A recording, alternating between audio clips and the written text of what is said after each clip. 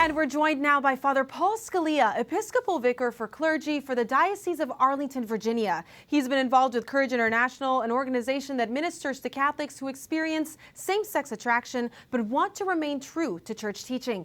Father Scalia, it's so great to be with you. You worked with Courage International ministering to young people who suffer from gender discordance or feel that they are attracted to the same sex. How do this month's Pride celebrations affect them? Yeah, that's a great question because most everybody thinks that, you know, if a person has same-sex attractions, then, you know, they're celebrating during Pride Month. But no, the members of Courage, I think this is a very difficult month for them because at the heart of Pride Month is the claiming of an identity, really. And the whole project of the members of Courage is to go deeper in their true identity as children of God and not to identify themselves just according to their sexual attractions or inclinations. And so, yeah, it's a very difficult month. It becomes more difficult, I think, when some church officials are not as clear on things.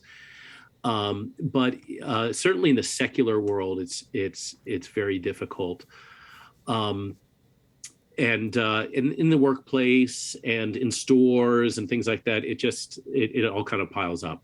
And you mentioned the church officials who are unclear. I'd love to ask you about that specifically. How does that affect those who identify as LGBTQ who love the church and want to be a part of it? What effect have you seen that has when people are unclear or advocating to change church teaching as a church leader perspective? Yeah, it's a source of great discouragement because I mean, here's a group of men and women who are striving to live according to the truth of our human nature, according to the truth of the gospel, and at great sacrifice to themselves a lot of the time, and involving great struggle. And so when things are not presented clearly, or even when, you know, corners are cut, that's a discouragement to them, and all the more reason for us to, you know, voice our support for those who really are striving for chastity. Well, someone who is not cutting any corners and being very clear is Washington National's Trevor Williams, who came out with a statement on the LA Dodgers issue, them honoring the Sisters of Perpetual Indulgence, who are not sisters at all. How do you suggest families navigate these pride parades or pride celebrations or boycotts of them, especially in light of this LA Dodgers issue? Yeah, it's a difficult thing. I mean, you can't go to the stadium on Pride Night, right? I mean, it's not going to send the right signal, and avoiding these things, the public, you know, parades or whatever else.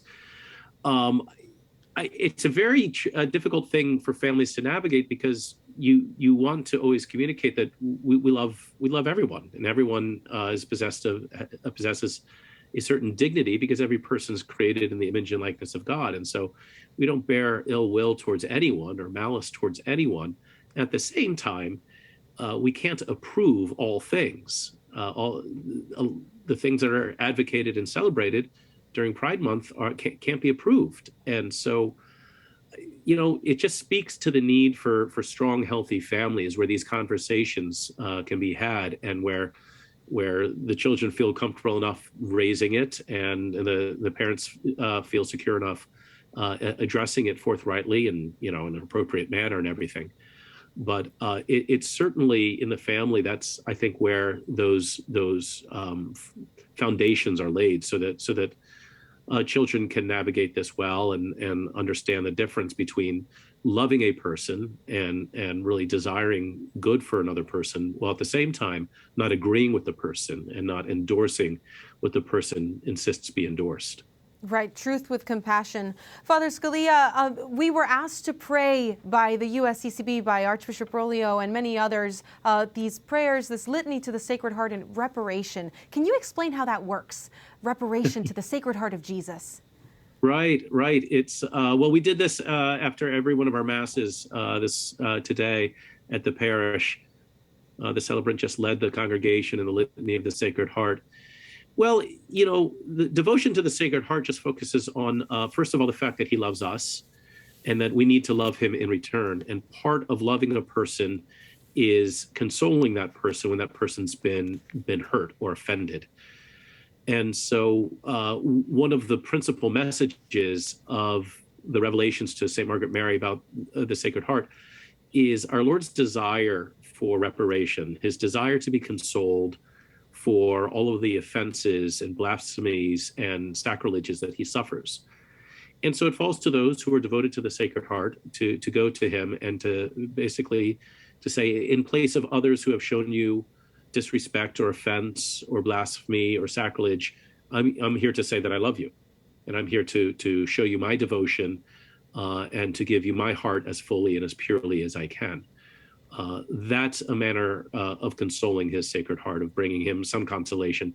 And maybe one way of thinking about it, just sort of an imaginary prayer, is thinking about going and consoling our Lord in the Garden of Gethsemane, where he is there, taking upon himself, taking into his heart, really, all of the offenses, all the sins throughout the world, yours and mine and everyone's, and going there and just being with him.